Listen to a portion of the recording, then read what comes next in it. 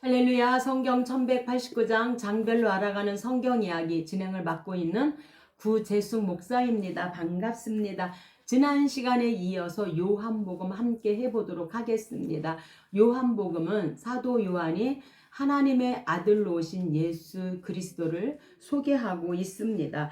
요한복음은 공간 복음하고는 전혀 별개의 복음으로 공간 복음은 즉 마태복음, 마가복음, 누가복음에서는 예수 그리스도의 삶 가운데 일어난 동일한 사건들을 많이 기록하고 있습니다. 이것을 공간 복음이라고 합니다. 그러나 요한복음은 예수님께서 육신이 되신 하나님이시고 영원한 말씀으로 이 땅에 오셔서 인간들의 죄를 대신에 속죄물로 죽으시기 위해 태어나셨다는 것을 독자들에게 증명하기 위해서 다른 복음서에 없는 사건들과 설교들을 주로 기록하고 있습니다. 그리스도의 삶, 그리고 죽음, 그리고 부활에 관한 요한의 영감된 기록보다 더 잘 쓰여진 복음은 없다고 봅니다. 요한복음은 하나님의 아들로 오신 예수 그리스도에 대해서 기록하고 있습니다.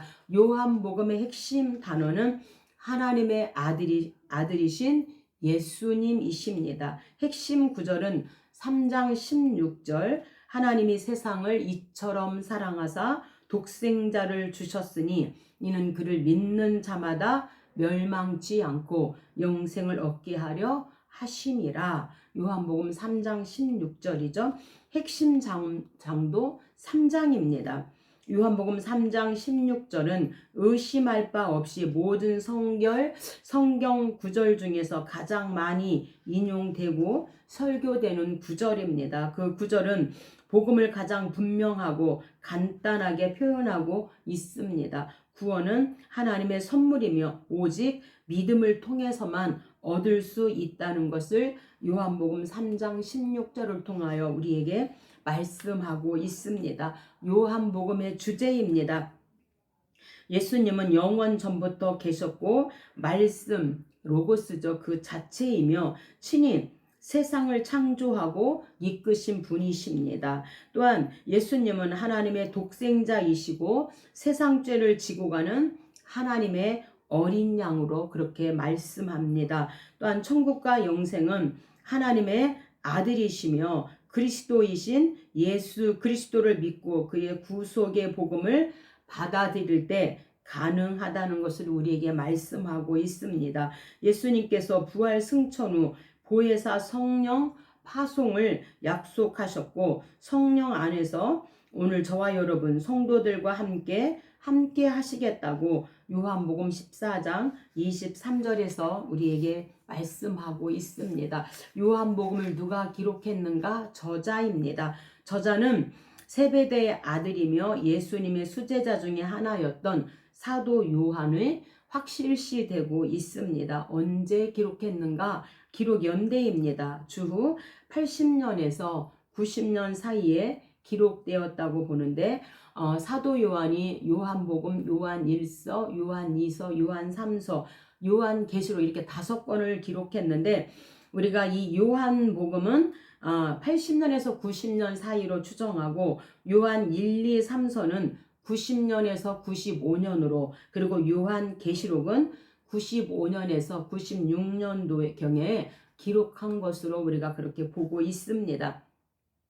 기록 목적입니다. 첫 번째는 예수님께서 하나님의 아들 예수 그리스도이심을 증거하여 믿는 자들로 하여금 영생을 얻도록 하기 위해서 기록하였고 두 번째는 예수님의 신성과 인성을 분명히 증거하여 각종 이단 사설들을 막기 위해서 기록하였습니다. 세 번째는 공간복음 마태, 마가, 누가복음의 기록을 확증하고 보충하기 위해서 요한복음을 기록하였습니다.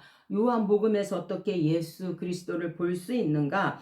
요한복음은 모든 성경책 중에서 성육신하신 하나님의 아들의 그 신성을 가장 잘 확실하게 표현한 책입니다. 그래서 예수님의 그 신성은 7가지인데 나는 뭐뭐이다. 이렇게 7가지 말씀 찾아볼 수 있는데 첫 번째는 나는 생명의 떡이다. 나는 세상의 빛이다. 나는 양의 문이다. 나는 선한 목자다. 나는 부활이요 생명이다. 나는 길이요 진리요 생명이다. 나는 참 포도나무다. 이렇게 7가지 이적 사건을 통해서 예수님의 그 신성을 나타내고 있습니다. 우리가 크게 4부로 나눠볼 수 있는데 1부는 제2위 성자의 성육신이 1장 1절로 18절로 이렇게 나눠볼 수 있고 2부는 성자 예수님의 표적과 선언들을 1장 19절부터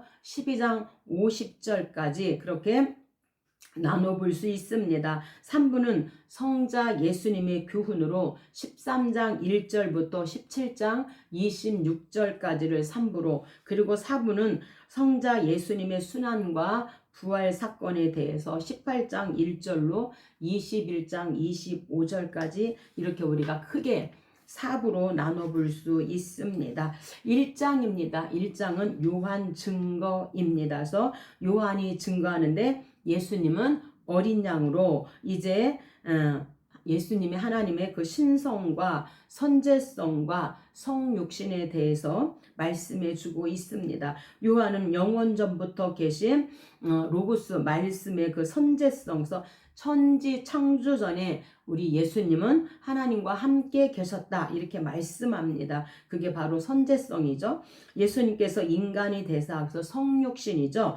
구속 역사를 성취하게 하셨고 또 요한의 이 같은 견해는 말씀을 만물의 이성 법칙으로만 이해한 당시에 헬라 철학 사조와 구별되는 것으로서 예수님의 신성과 인성 그리고 초월성을 종합적으로 말씀해 주고 있습니다. 1절입니다. 성경 가지고 계신 분은 저와 함께 성경을 찾아가면서 함께 은혜 나누면 좋겠습니다. 우리 예수님의 선제성이죠. 태초에 말씀이 계시니라. 이 말씀이 하나님과 함께 계셨으니 이 말씀은 곧 하나님이시니라. 그가 태초에 하나님과 함께 계셨고 그래서 우리 예수님이 태초에 하나님과 함께 계셨다. 그래서 천지 창조 전 때부터 우리 예수님은 하나님과 함께 계신 분이시다. 선제성에 대해서 말씀합니다. 4절입니다.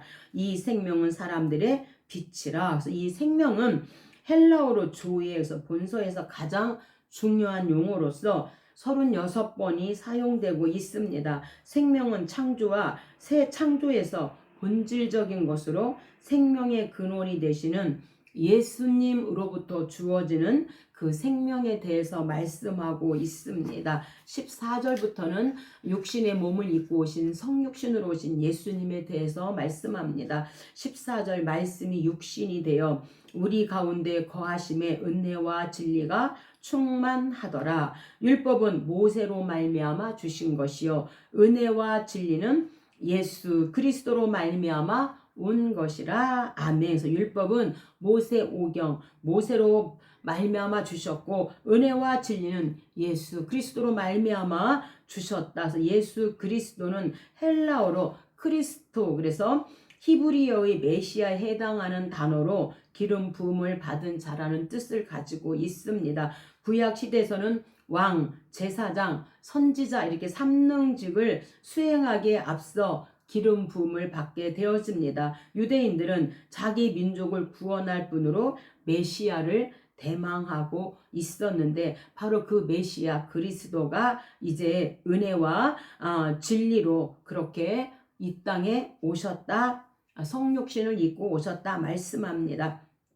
29절입니다. 보라 세상 죄를 지고 가는 하나님의 어린 양이로다. 세상 죄 지고 가는 어린 양을 보라. 세상 죄 지고 가는 어린 양을 보라.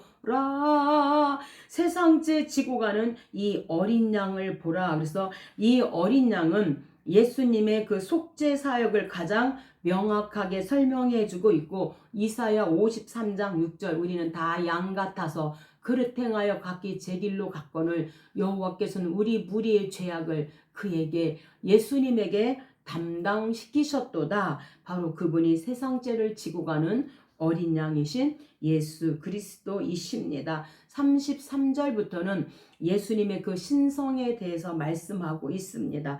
나도 그를 알지 못하였으나 나를 보내어 물로 세례를 베풀라 하신 그 이가 나에게 말씀하시되 성령이 내려서 누구 위에든지 머무는 것을 보거든 그가 곧 성령으로 세례를 베푸시는 이인 줄 알라 하셨기에 내가 보고 그가 하나님의 아들이심을 증언하였노라 하니라. 그래서 예수님의 그 신성성, 그래서 하나님의 아들이란 칭호를 사용하여서 예수님의 그 신성을 증거하는 것이 바로 34절 그가 하나님의 아들이심을 증언하였다 이렇게 말씀합니다. 우리가 1장에서는 예수님은 하나님이시고 세상의 빛과 생명이 되시고 믿는 자의 하나님의 자녀로 부르셨다는 것입니다. 참빛 되신 예수님을 영접할 때 하나님의 자녀로 우리가 새 삶이 시작되어짐을 1장을 통하여 우리에게 말씀해 주고 있습니다. 요한복음 2장입니다. 요한복음 2장은 가나 혼인 잔치입니다. 2장에서 예수님의 초자연적인 능력을 이제 항상 예수님의 그 표적을 이제 기록하고 있습니다. 이것은 예수 그리스도가 하나님의 아들 되심과 메시아라는 사실을 증거하기 위해서입니다. 성전 정화 사건은 예배의 참된 의미를 상실한 종교 시설은 더 이상 하나님의 처소가 아니라는 것과 예수님 자신이 진정한 예배의 대상이심을 또한 가나 혼인 잔치와 성전 정화 사건을 통하여 우리에게 말씀해 주고 있습니다. 1절입니다. 갈릴리 가나에 혼례가 있어서 이 가나는 이 2장에서만 언급되고 있습니다. 갈릴리 바다 서쪽에 위치했던 것으로 그렇게 우리가 추측하고 있습니다. 2절 예수와 그 제자들도 혼례에 청함을 받았더니 포도주가 떨어진지라 예수의 어머니가 예수에게 이르되 저들에게 포도주가 없다 하니 포도주가 떨어졌다라는 것은 기적의 출발점입니다. 기적이란 예수 그리스도를 믿는 것과 예수 그리스도를 만나는 것이 기적이고 오늘 이렇게 뭔가 떨어졌을 때 우리가 예수님을 찾게 되어져서 그게 바로 기적의 출발점이 된다는 것입니다. 6절입니다. 거기에 유대인의 정결 예식에 따라 두세 통 드는 돌 항아리 6이 놓였는지라. 그래서 유대인의 정결 의식은 식사 후 또는 전후에 외출해서 돌아왔을 때 손을 씻는 그런 의식을 말씀하고 있습니다. 7절입니다. 예수께서 그들에게 이르시되 항아리에 물을 채우라 하신즉 아귀까지 채우니. 그래서 아귀까지 채웠다는 것은 오늘 저와 여러분 심령 항아리에 생명 말씀을 아귀까지 채우면 바로 물이 변하여 포도주가 되어지는 역사가 일어납니다. 우리가 이 물이 변하여 포도주가 되는 찬양도 있죠.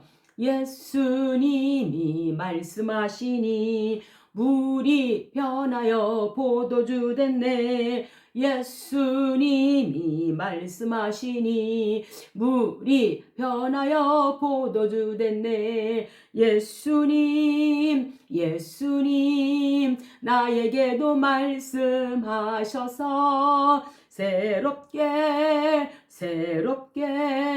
변화시켜 주소서. 예수님이 말씀하시면 물이 변하여 포도주가 되는데 나에게도 말씀하셔서 하나님 예수님으로 말미암아 내 심령이 새롭게 되기를 원합니다. 이런 우리가 기도를 하나님 앞에 올렸으면 좋겠습니다. 8절입니다. 이제는 떠서 연회장에 갖다 주라 하심에 갖다 주었더니 연회장은 물로 된 포도주를 맛보고도 어디서 났는지 알지 못하되 물도운 하인들은 알더라. 예수께서 이 첫 표적을 갈릴리 가나에서 행하여 그의 영광을 나타내심에 제자들이 그를 믿으니라. 아멘. 그래서 갈릴리 가나에서 첫 표적을 행하셨는데 바로 이 첫 표적은 헬라어로 아르케톤 세메이온. 그래서 요한은 예수님의 기적을 언제나 표적으로 언급하고 있습니다. 기적을 행하시는 예수님이 하나님의 아들과 그리스도가 되심을 증거하고 있는 말씀입니다. 가나의 이런 기적은 이러한 표적들 중 최초의 것이라고 첫 번째 이 표적이라고 말씀하고 있습니다. 13절부터는 성전 정화입니다. 유대인의 유월절이 가까운지라 예수께서 예루살렘에 올라가셨더니, 그래서 우리가 유월절, 그 다음에 77절, 장막절, 이게 3대 절기, 유대인의 3대 이 절기, 순례 절기로 꼽히고 있는데 이스라엘의 출애굽을 기념하는 유월절은 절기이며 모든 유대인 남자들은 예루살렘에 와서 유월절을 지키도록 그렇게 모세오경을 통해 우리에게 말씀하고 있습니다. 14절입니다. 6월절에 성전 안에는 소와 양과 비둘기 파는 사람들과 돈 바꾸는 사람들이 앉아 있는 것을 보시고 노끈으로 채찍을 만드사 양이나 소를 다 성전에서 내쫓으시고 돈 바꾸는 사람들의 돈을 쏟으시며 상을 엎으시고 내 아버지 집으로 장사하는 집을 만들지 말라 하시니, 그래서 성전 정화를 시키고 있습니다. 우리의 심령의 성전도 하나님의 말씀으로, 기도로, 예배로 정화되었으면 좋겠습니다. 우리가 2장은 물로 포도주를 바꾸시는 새 언약의 주인이시고 참 성전이 되신 분이 예수 그리스도이심을 우리에게 말씀합니다. 그래서 예수님은 우리의 빈 삶을 새 은혜로 채워주시고 참 예배의 중심이 되시는 분이 바로 예수 그리스도이심을 우리에게 오늘 2장 가나 혼인잔치와 성전 정화를 통하여 말씀해 주고 있습니다. 3장은 니고데모 사건입니다. 니고데모는 자기 의를 통해 구원을 얻으려고 합니다. 예수님은 인간의 구원이 전적으로 하나님의 능력, 특별히 성령의 역사를 통해서만 가능함을 우리에게 말씀해 주고 있습니다. 특히 3장 16절은 하나님의 사랑과 구원의 진리를 함축하고 있는데 바로 하나님이 세상을 이처럼 사랑하사 독생자를 주셨으니 누구든지 예수 믿으면 멸망하지 않고 영생을 얻으리로다. 요한복음 3장 16절. 이렇게 하나님의 그 사랑과 그 진리를 함축하고 있습니다. 그래서 예수 믿는 자는 멸망하지 않고 영생을 얻게 하려 하심이라. 그래서 이 세례 요한은 자기 사역을 통해서 예수 그리스도를 증거하는데 여기 3장에서는 예수님의 그 겸손과 그 메시아관에 대해서 우리에게 말씀해 주고 있습니다. 1절입니다. 바리새인 중에 니고데모라 하는 사람이 있으니 유대인의 지도자라. 그가 밤에 예수께 와서 이르되 랍비여 우리가 당신은 하나님께로부터 오신 선생인 줄 아나이다. 하나님이 함께 하시지 아니하시면 당신이 행하시는 이 표적을 아무도 할 수 없음이니이다. 예수께서 대답하여 사람이 거듭나지 아니하면 하나님 나라를 볼 수 없느니라. 4절 니고데모가 이르되 두 번째 모태에 들어갔다가 날 수 있사옵나이까? 예수께서 사람이 물과 성령으로 나지 아니하면 하나님의 나라에 들어갈 수 없느니라. 그래서 이 물과 성령으로 거듭나지 아니하면 여기서 물은 무엇을 가리키고 있는가? 칼빈은 성령이다 이렇게 말합니다. 아이론 사이드는 성경 말씀이다. 어거스틴은 이 물은 세례이다. 이렇게 각자 학자마다 보는 것이 다릅니다. 결론적으로는 물이 무엇이든 강조점은 성령으로 거듭남입니다. 그래서 물이 무엇이든 강조점은 성령으로 거듭나야 하나님 나라에 들어갈 수 있다. 이것이 바로 강조점입니다. 6절입니다. 육으로 난 것은 육이요 영으로 난 것은 영이니 바람이 임의로 불매 내가 그 소리는 들어도 어디서 와서 어디로 가는지 알지 못하나니 성령으로 난 사람도 다 그러하니라. 그래서 이 바람은 헬라어로 바람과 성령은 같은 단어 푸뉴마로 쓰이고 있습니다. 이 말은 신약에 370번 정도 나타나고 있습니다. 대부분 이 바람은 영 또는 성령의 뜻으로 사용되고 있고 바람의 뜻으로 사용된 경우는 오늘 3장 8절의 말씀으로 본문과 히브리서 1장 7절밖에는 없습니다. 우리가 3장을 통해서 사람은 거듭나야 하나님 나라를 볼 수 있음을 우리에게 말씀합니다. 하나님은 세상을 사랑하셔서 예수 그리스도를 이 땅에 보내주셨습니다. 그래서 거듭남은 인간의 어떤 노력이 아니라 성령으로 이루어지고 예수 그리스도를 믿을 때 영생을 얻게 되어짐을 우리에게 말씀해 주고 있습니다. 4장입니다. 4장은 사마리아 여자입니다. 에덴 동산에는 생명의 강이 있습니다. 4개의 강이 흐르고 있죠. 에스겔은 척박한 땅을 소생시키는 생수가 성전에서부터 흘러나오는 환상을 에스겔 47장부터 그 성전에서 흘러나오는 그 생수를 환상으로 보고 있고 이제 이 같은 오랜 염원이 예수 그리스도를 통해서 성취되고 있습니다. 예수님은 영적 그리고 육적으로 목마른 가련한 여인의 이런 갈증을 해결해 주시는 사건이 바로 사마리아 여자입니다. 그분은 참으로 인간 영혼의 소생과 참된 만족과 위안이신 생수 그 자체, 예수님은 생수 그 자체임을 오늘 우리에게 말씀해 주고 있습니다. 3절입니다. 유대를 떠나사 갈릴리로 가실새 사마리아를 통과하여야 하겠는지라 사마리아에 있는 수가라는 동네에 이르시니 야곱의 우물이 있더라. 예수께서 길 가시다가 피곤하여 우물 곁에 그대로 앉으시니 때가 6시쯤 되었더라. 사마리아 여자 한 사람이 물을 기르러 왔음에 예수께서 물을 좀 달라 하시니 사마리아 여자가 당신은 유대인으로 어찌하여 사마리아 여자인 나에게 물을 달라 하나이까. 이는 유대인이 사마리아인과 상종하지 아니함이러라. 그래서 이 사마리아는 북이스라엘의 수도가 사마리아입니다. BC 722년에 북이스라엘이 아수르에 의해서 이제 멸망을 당하게 되어지고 대다수 주민들이 강제로 아수르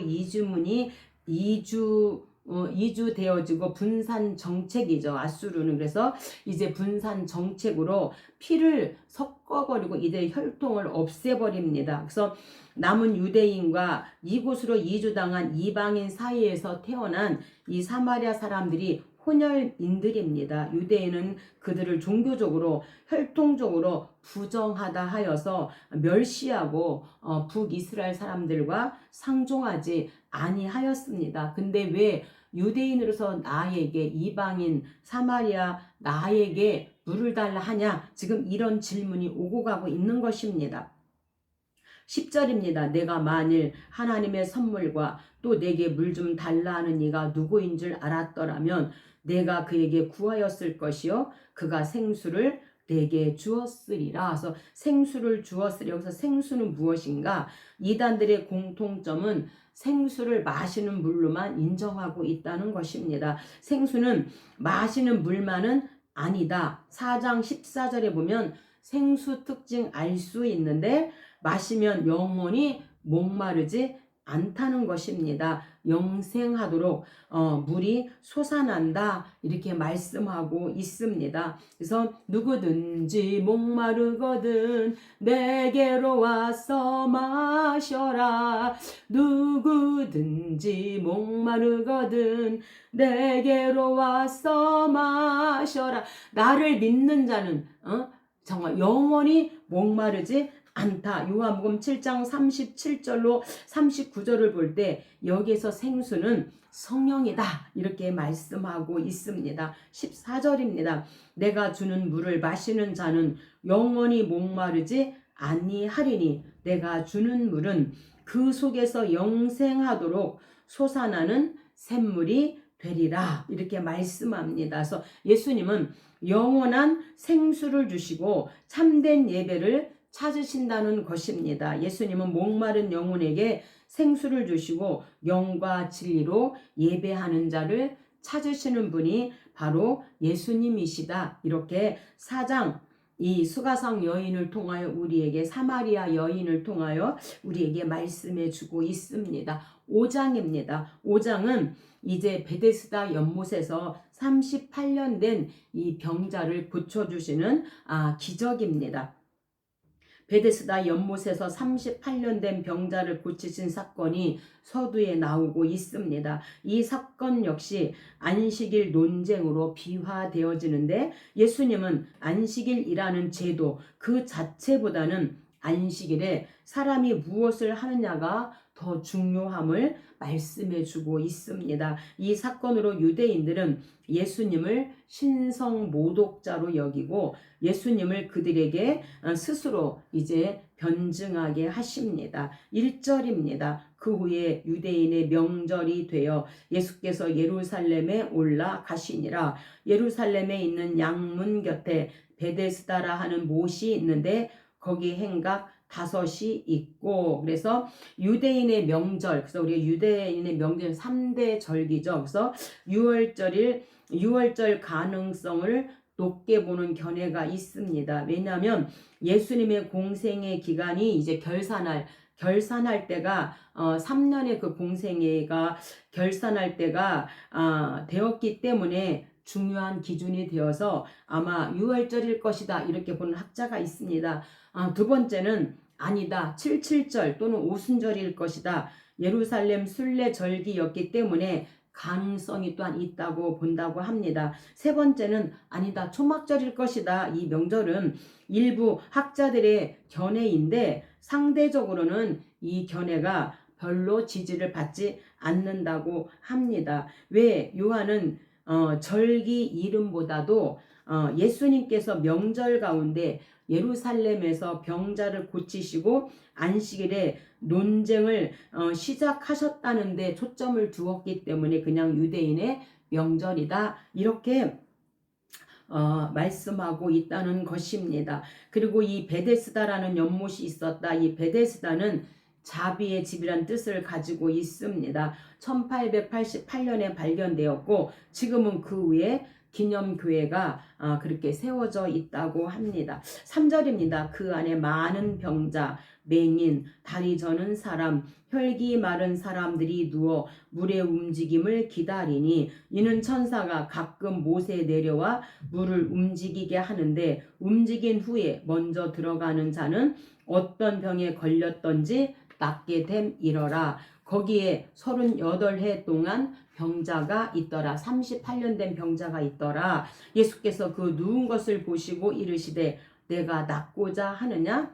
병자가 대답하되 주여 물이 움직일 때에 나를 못에 넣어주는 사람이 없어 다른 사람이 먼저 내려가나이다. 예수께서 일어나 내 자리를 들고 걸어가라 하시니 그래서 치료받는 비결은 무엇인가? 38년 동안 꼼짝 못하고 누워있는 이 병자 절망 중에도 소망을 갖고 최선을 다했다고 하는 사실이고요. 이 병 가운데 기다리는 시간이 38년입니다. 우리도 완전한 절망을 이렇게 만날 수 있습니다. 그러나 문제의 해결자이신 예수님을 의지하고 끝까지 기다리고 매달리면 역사가 일어난다고 하는 사실입니다. 그래서 우리가 가데스 바네아에서 38년 동안 그들이 머무르게 되어 불평하고 원망하다가 38년 동안 가데스 바네아에 머무르게 되어지는